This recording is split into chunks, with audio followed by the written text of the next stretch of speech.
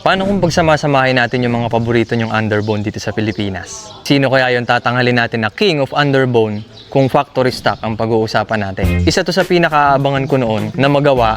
And ngayon, eto na. Matapos na kaya ang biggest debate sa mundo ng underbone? Malalaman natin yan. Nandito syempre yung Raider 150 na dalawa, yung Raider 150 na old, tapos nandito naman yung Blade. Same sila na silang dalawa yung pinaka may mataas na horsepower sa lineup natin ng underbone. Syempre, hindi mawawala yung one of our favorite na underbone, yung Winner X. Winner X, kilala na natin yan bilang best underbone pagdating sa comfort. Dito naman sa kabila, nandito naman yung isa rin sa pinaka-famous na underbone, yung Sniper 155 na available ngayon sa market. Ito yung mga current. Dito naman sa bandang harapan, syempre hindi magpapahuli yung mga Rusi boys natin. Meron tayo dito yung Rusi Flame at saka Rusi Flash. Almost same lang yan ang makina, though meron silang pagkakaiba sa setting nila. Yung isa mas maliit ang gulong. I-search nyo na lang kung ano yung difference nila. Pero yung isa sa mga major ay yung mismong looks. Yung Flame mas mapayat, itong Flash mas bulky siya. And then dito tayo pumunta sa isa sa pinaka-paborito nyo at lagi nyong re-request, yung RS150. One of the first fuel-injected na underbone na nilabas sa Pilipinas. Tandang-tanda ko pa yun. Napakalakas ng torque nito. Nga lang, discontinued na siya ngayon. Yung present niya na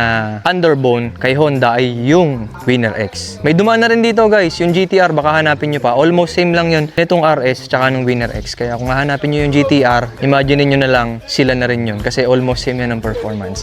Dito naman tayo sa bandang unahan, ito naman yung merong pinakamalakas na torque dito sa lineup natin. Siya din yung 185cc sa lahat ng mga 150 and 155cc natin. Most requested nyo kaya sinama natin ang SYM VF3i. Ito yung may pinakamalakas na torque, 17.7 Newton meters of torque. Talaga namang beast to, sa totoo lang. Most requested nyo, ayan na. And lahat na makikita nyo dito guys, lahat yan factory stock. Binalik namin sa stock. Yung iba kasi napalitan na ng mga mags, pero binalik natin sa stock. Yung iba naka-setup, naka-throttle body, nakakarga, ka-ECU, pero binalik yan talaga sa stock. So lahat na makikita nyo, factory setting, factory setting. Baka may magtanong pa, baka may nabagong sprocket, baka may nabagong ganyan, ganito, ganyan, ganito. Wala. Lahat na nakikita nyo, factory stock. Testingin na natin. To be fair, syempre, gumawa tayo dyan ng bracketing na kung sino-sino yung pagtatapat-tapatin natin. Since yung dalawang pinakamataas ang horsepower at pinakamalakas ang torque ay yung SYM VF3i at saka yung Raider 150, maalin man dito sa dalawa. Sila yung pagsasamahin natin. Binase natin yan dun sa horsepower rating na kung sino yung magkakalapit, yun yung pagsasabayin natin sa bracket. Second to the pinakamataas na horsepower, etong Sniper, kaya tatambal din natin yan sa Raider FI. Di mawala yung favorite nyo na underbone, RS150 versus Flame 150X. Yung most underdog natin at pinakamababa ang horsepower, Winner X, tsaka si Flash. So yun yung bracketing natin guys. Yan na. Let's go! Ngayon, syempre, paano mangyayari yung karera natin? Mabilisan lang, meron ako dito. Meron tayong 8 motor. Ngayon, syempre, yung 8 yan, maglalaban-laban yan. Dalawa. Yung mananalo, siya yung matitira. Tapos, siya yung magwawagi dito sa winner's bracket natin. Ganda ng corona, no? Ngayon, syempre, meron mga matatalo. Paglalabanin pa rin natin yun. Let's say, nanalo si 1, 3, 5, 7. So, maglalaban-laban sa loser's bracket, si 2, 4, 6, 8. Lalaban-laban ulit silang 4, tapos magkakaroon tayo ng winner din sa loser's bracket. And after nyan, may chance pa rin na mag-compete yung winner ng loser's bracket dun sa winner ng winner's bracket. Maglalaban pa rin sila. Then tingnan natin kung ano yung magiging resulta. Ngayon guys, best of 3 tayo. Pero kapag nakita namin na malayo yung distance, talagang malayong malayo, kakusapin ko si J2, para isang takbo na lang. Kasi kapag pinatakbo pa natin lahat yan ng tatlo-tatlo, hahaba lang yung video, sayang naman ang oras nyo. Ayoko masayang yung oras nyo guys. 400 meters yung range ng pagkakarerahan natin. Dito natin yan ginanap sa BRC. Yung maximum na haba na kaya nating laruin dyan sa BRC ay 400 meters. Kasama na syempre dyan yung breaking point. Now, many will say, bakit hindi sobrang haba? Guys, yan yung tinatawag natin na standard ng karera. Quarter mile, half mile, 200 meters, 400 meters. Wala kayong karera na makikita na 4 kilometers or so. Kung gusto nyo yung ganun na karera, baka gusto nyo magbalik tayo sa dati, no? Bago tayo mag-official drag race, syempre, inorasan muna namin yung mga best time ng mga motor. Ginamit namin yung Q-Stars na GPS na madalas din ginagamit ng mga lumalaro sa drag race kasi isa yan sa pinaka-accurate na measurements ng speed at ng time na tinakbo sa loob ng 400 meters. Hindi ko muna i-reveal sa inyo yung oras kasi magkakaroon na kagad kayo ng idea kung sino yung mga mananalo. Mamaya sa bandang dulo ng video, syempre, papakita ko pa rin sa inyo para makita nyo kung ano yung best time at top speed ng mga motor na paborito nyo. Best time namin dalawa ni J2 yan. Kung sino yung mas mababang oras, yun yung kinukuha namin.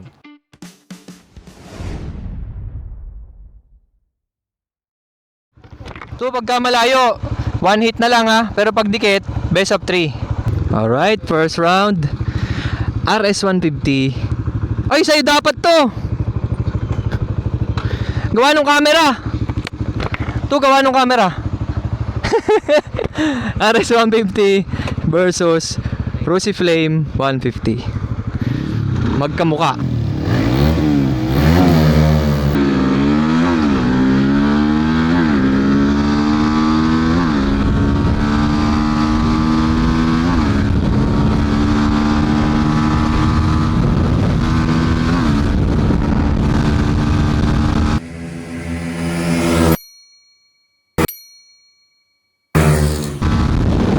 Dikit to, pwede to umulit. Dikit no? Isa pa. Dikit kaya pag-uulitin natin to.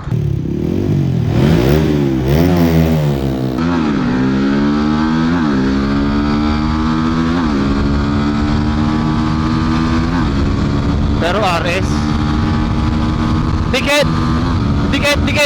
Nakauna.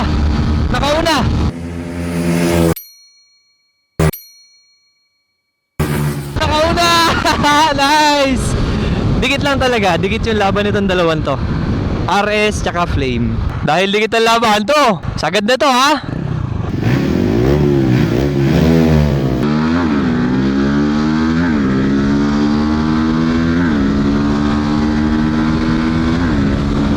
Dikit talaga. Dumudulo yung Flame.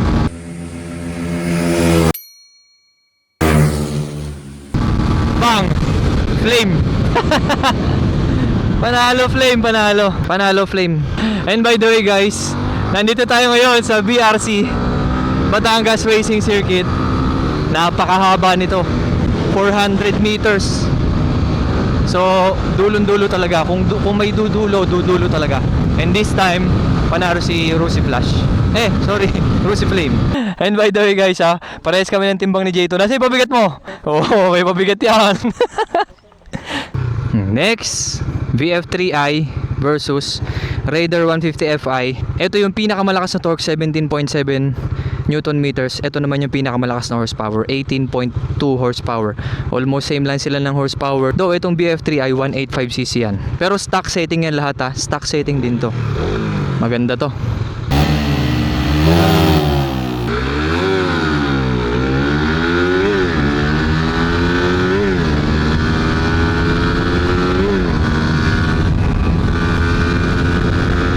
Grabe talaga Raider. Malayo ngayon.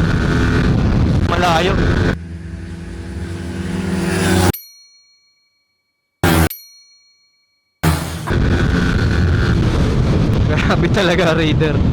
Try natin ngayon kung makakaisa. No! Isa pa.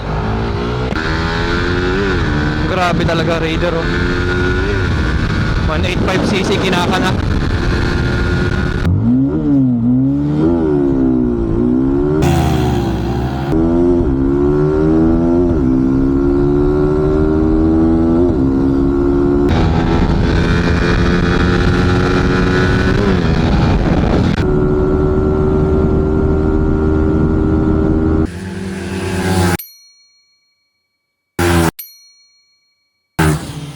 Layo.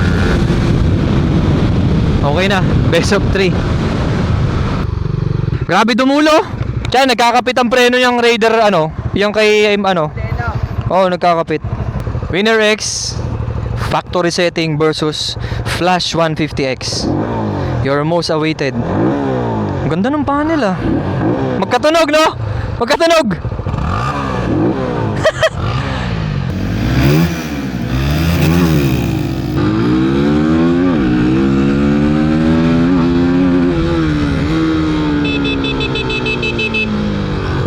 Sorry akin, half shift.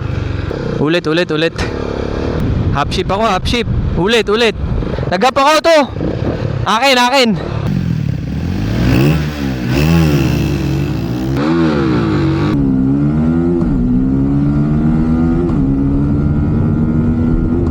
Pero wala talaga. Ang layo guys. Malayo.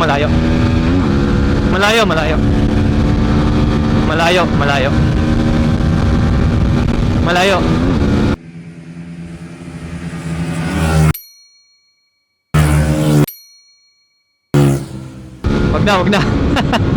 Wag na natin ulitin. Malayo, malayo. Okay na to, wag na. Malayo. Malakas pa rin ang winner talaga.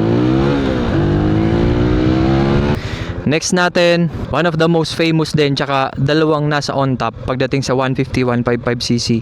Raider 150 Blade, ito yung pinakabago versus Sniper 155. So ito yung current setup, parehas yung naka factory stock. Tingnan natin. Isang torquey, may VVA at isang over square na mataas ang horsepower.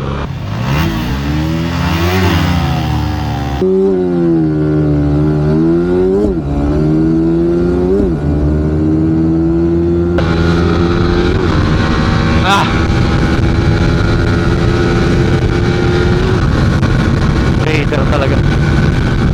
Layo eh.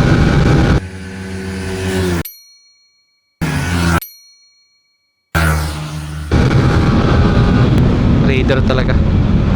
Iba talaga ang Raider pag stuck ang labanan. Pero alam niyo, maganda talaga sa Sniper, low to high RPM, mararamdaman mo yung torque. Yun naman ang honest na review ko talaga dito. Low to high RPM, may torque siya. Gawa ng BBA. Inunahan ko na nga kanina eh. Try natin unahan to si J2.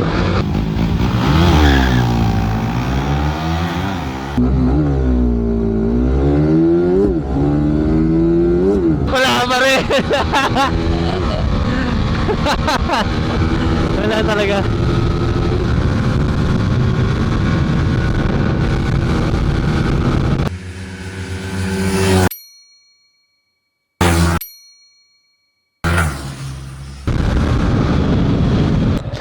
Inunahan talaga kita eh.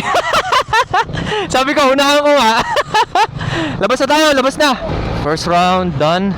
Ang kita kong pukpukan pre, ito, tsaka ito. Pukpukan. Ha? Feeling ko pre. Magkadikit no? Dikit sila, dikit. Kahit dito na sa labas ko ito per. Walang yaya. Layo eh, kita-kita namin. Layo dito eh. So syempre, shoutout ko muna yung mga tropa natin. Shoutout kay Raven. Ito si Raven. Ito yung may-ari nung RS150 natin dyan. Shoutout din kay Motoleb. Ayan. Robin, shoutout kay Robin. Siya yung may dala nung Flame. Ito, itong Flame. Tapos shoutout din sa mga tropa natin. Pare, shoutout ko yung mga tropa natin dito. Nakasama natin to sa drag race. Inedit talaga to eh. Shoutout sa mga tropa natin. Cedric, ano pre? Shoutout kay Cedric. Pare, salamat. Tsaka kay tropa. Pare, anong pangalan mo? Francis. Shoutout kay Francis. Tsaka, papi, maraming salamat. Ang ganda nun. Mamaya, meron pa. Ito. Lagi na winner eh. Ay, hindi pala winner. Ano? RS. Oh guys, correction. Ito pala yung tatakbo natin ngayon. Losers bracket, Sniper 155 versus B3i. Flash versus RS150. Yung mananalo sa kanila will be on top and magkakaroon sila ng chance to redeem itself doon sa magcha-champion doon sa winners bracket natin. Sagad ha, sagad. To. Sagad ha. Gulong si Starty. Hindi, pagka alam kong makakahabol ka, tsaka lang ako nagulang. Huwag kayo mo sa iyo. Okay na.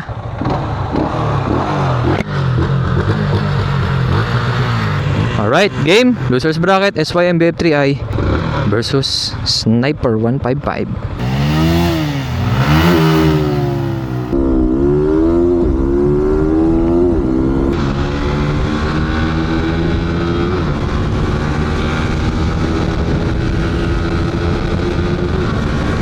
Aba, malayo ha. Malayo.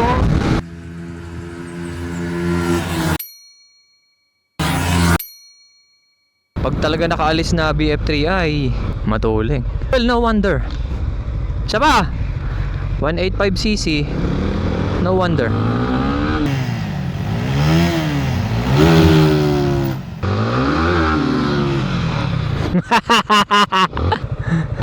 Pag may magulang ulit.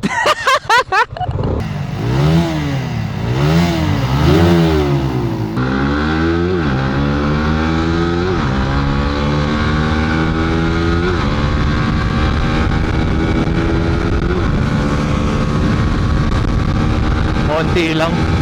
Pero lumalayo eh.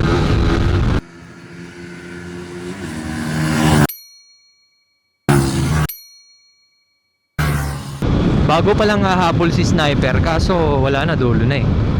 Laging ganun eh.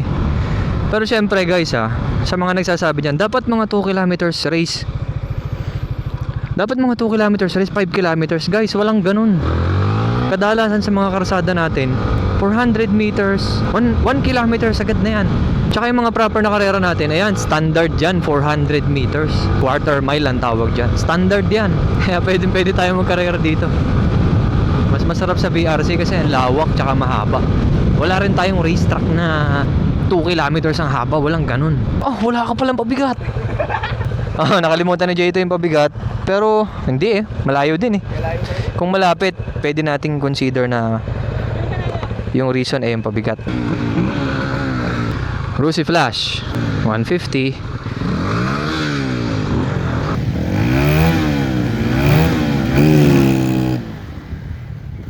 Napakagulang.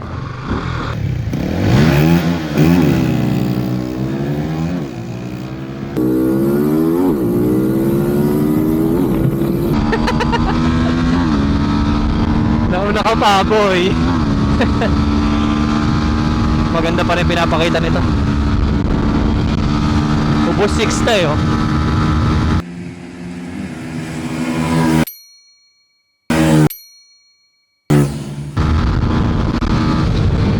Para siyang Winner X.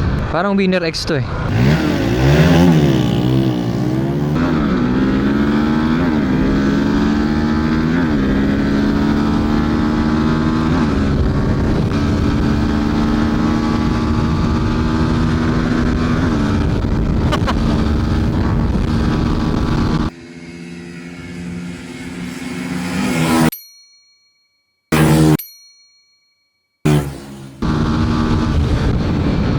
$130 ba? Parehas nung Winner. Nagwa 130 ka sa Winner? Parehas? 130 rin to. Parehas lang. Grabe talaga torque nito. Signature talaga ng RS150 torque. Ito na, ang mananalo sa losers bracket. Dito ako. Ay, gawa nung camera. Hindi ko pa nadadrive to Nadrive ko na ba to? Oh, dun, lipat natin. BF3i versus RS150.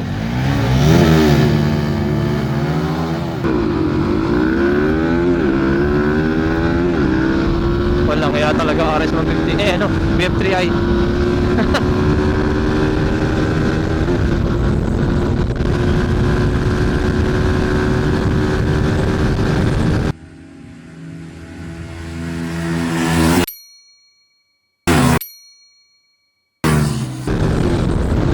Grabe. Matuling din talaga to. Isa pa, hindi na. Huwag na, layo, no? Sige.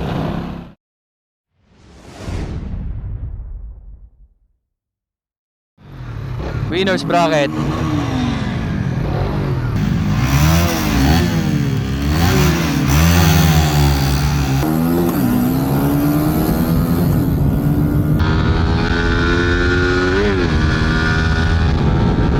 Layo.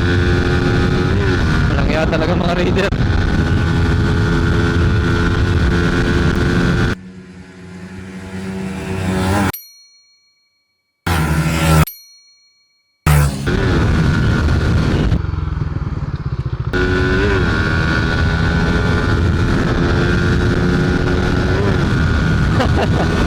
Hahabunin talaga.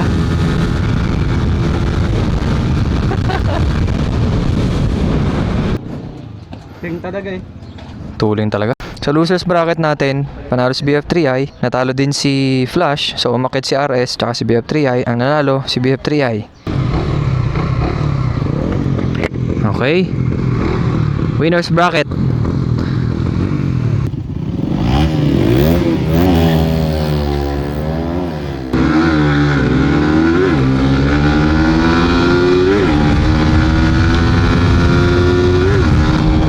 Malayo to, malayo.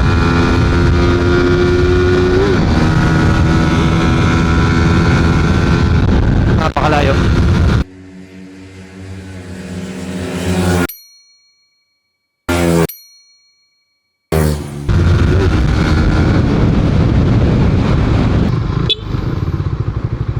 Pag malayo, hindi na natin ilalaban ulit para mabilis tayo. Next, ito na yung nagtagpo sa winners bracket natin. Raider na luma, Raider FI, yun, malakas talaga yun. Tas Raider Blade na bago. Game! New generation versus old. Tingnan natin kung ano mas matuling, luma o bago.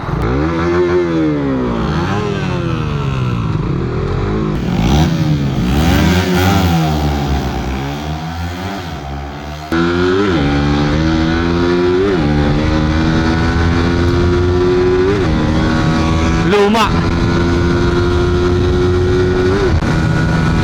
Luma. Ah, tulis ng luma.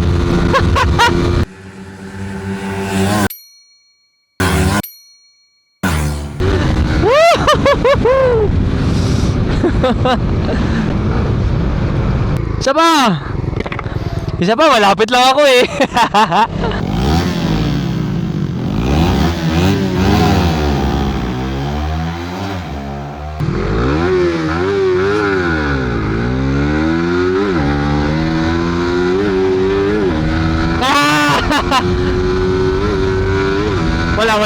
Wala talaga.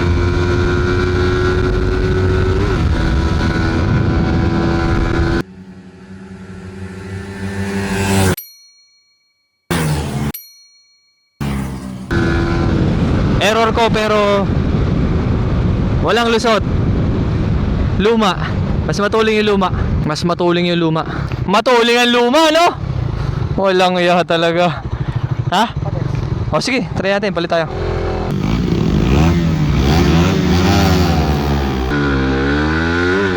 Aba, iba talaga. Iba talaga. Iba talaga. Iba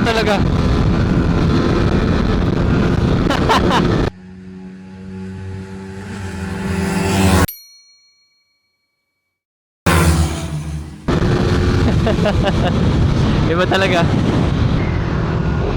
Naunahan mo pa ako sa alis, pero ito talaga ano? Wala talaga.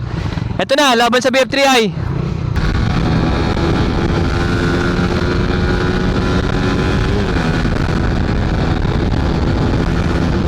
Pareho talaga to.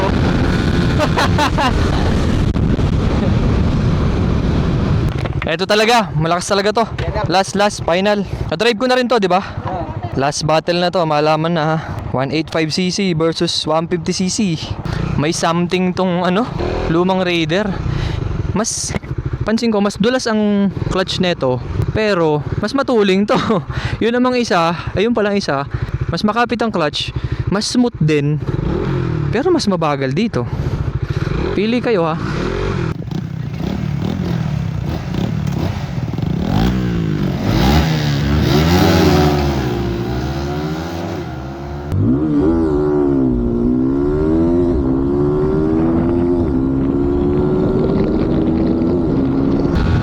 Ito malayo.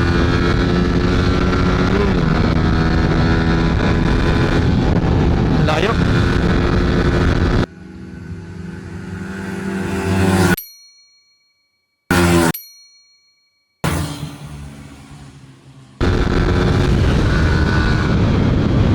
Well, as expected naman kasi galing na rin naman si VF3i sa losers bracket. Oh, last one, last hit na to. Last one. Okay, try natin. Go! Paunahin lang kita konti ha. Try natin, paunahin natin, habulin natin.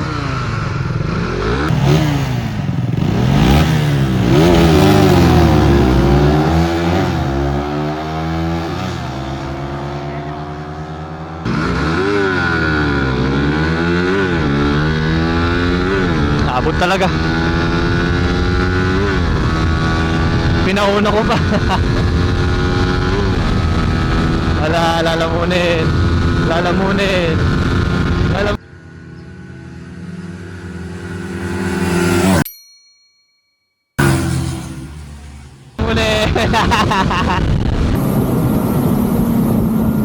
Nakauna lang siya kasi pinauna natin. Pero hindi na natin. Ha? Oh. Okay na yun, pinauna lang naman kita eh.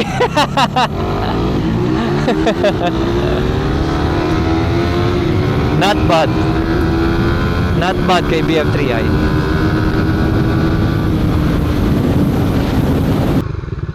Nalang ah. Kaya dyan lang tayo sa may... Nalaban ng BF3 ay. Ha? Nauna yung BF3 nung huli. Pinauna ko. Nasa video sabi ko, ito, paunahin kita konti ah. Sabi ko ba? Wala, hindi. Hindi, pinauna ko lang talaga si J2. Tinignan ko kung mahahabol ni... tinignan ko... ito na pala eh. Tinignan ko kung mahahabol ni Raider. Mahahabol naman, pinauna ko lang talaga. Baka naman kayo pinauna lang. Sa wakas, natapos na rin natin yung Ultimate Underbone Drag Race Factory Stock Edition. And kita naman natin kung sino ang king of Factory Stock. No other than, kukoronahan natin kunyari, Lumang Raider.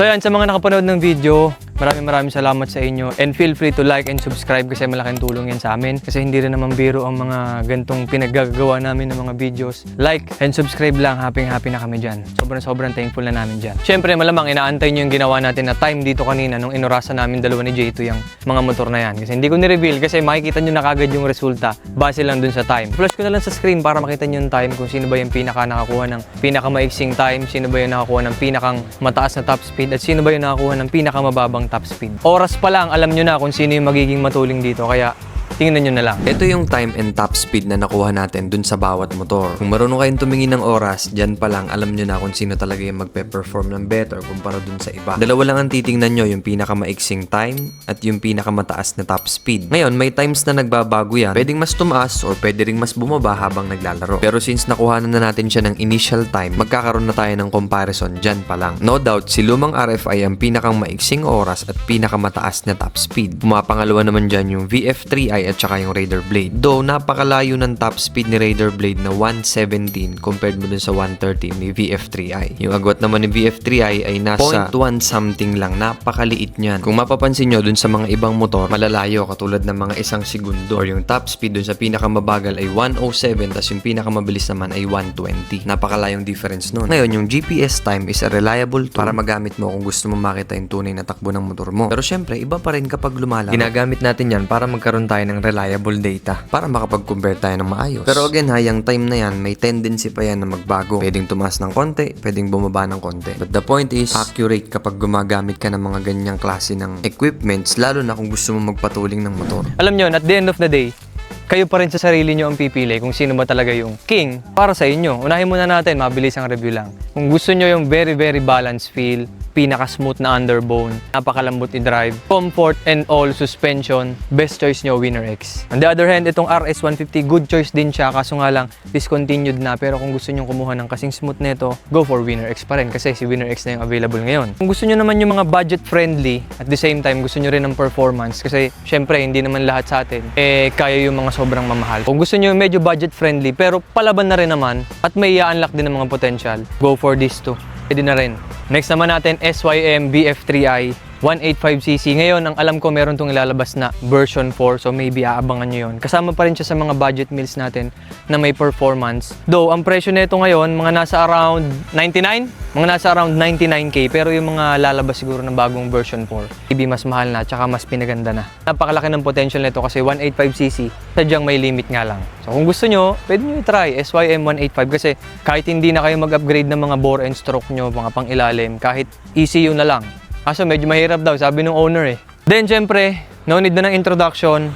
Raider FI is all about speed. Pumili kayo Blade or Pro o itong lumang Raider FI, hindi pa rin siya papahuli pag stuck yung usapan. Stuck ha? Kasi pag pinag-usapan natin ng kargado, laging walang sigurado dyan kahit anong mangyari. Hindi sigurado pag kinargahan mo to, sino mananalo, kalaban yon, kalaban to. Hindi sigurado pag kargado. Mame-measure nyo lang yan kapag magkakarera kayo sa racetrack. And sa mabilisan lang guys ha, pagkakarera kayo, mas masarap kumarera sa racetrack. Libre magkarera sa karsada pero mas dangerous. Kaya hanggat kaya, racetrack tayo. And syempre, all about speed, go for Raider. Ngayon, kung ang gusto nyo naman, yung napakaraming piyesang available. At the same time, kilalang kilala sa racetrack. Tapos from low, mid, up to high RPM, mararamdaman nyo yung torque. Go for Sniper. All about balanced power delivery. Yun si Sniper. Isa rin sa mga trusted brands natin yung mga yan. Pero kung pag-uusapan torque, dun pa rin ako sa BF3i 185. Grabe yung torque nun. Kung makaka-testing kayo, kung gusto nyo yung hindi masyadong umaangat ang RPM sa pagdadrive, go for SYM BF3i. Lahat ng mga motor na yan, may possibility na maging matuling. Lahat ng motor na yan, titibay yan, depende sa paggamit. Tigil-tigilan nyo na yung mga toxic traits, alisin nyo yan. Kasi at the end of the day, pare-pareho naman tayo nakamotor. And tigilan na natin yung pag-uusap sa mga potential na yan. Kadalasan naman ang dinadala nyo sa karsada ay hindi naman mga fully loaded. Be happy sa kung anong motor nyo, maging masaya kayo, hindi yung feeling nyo ay yan na yung the best na motor sa lahat. Lahat yan, may kanya-kanyang advantage. Si Raider, mabilis, oo. Pero masyado manipis, unstable, kulang sa torque. Ganon din sa mga ibang motor, may mga flaws din yan. SYM, yung mga RS, Winner X, komportable, may torque, pero mababa limit. Lahat yan meron. So pumili lang kayo kung ano yung gusto nyo motor. Hindi kayo magsisisi sa lahat ng underbone dito. So yun guys, syempre gusto ko muna magpasalamat sa mga bumuo kung paano natin nakuha yung mga motor na yan. Paano natin nakumpleto yung mga Dragon Balls na yan kasi napakahirap kuhanin yung mga yan. Napakahirap talaga. Ayan, shoutout muna natin.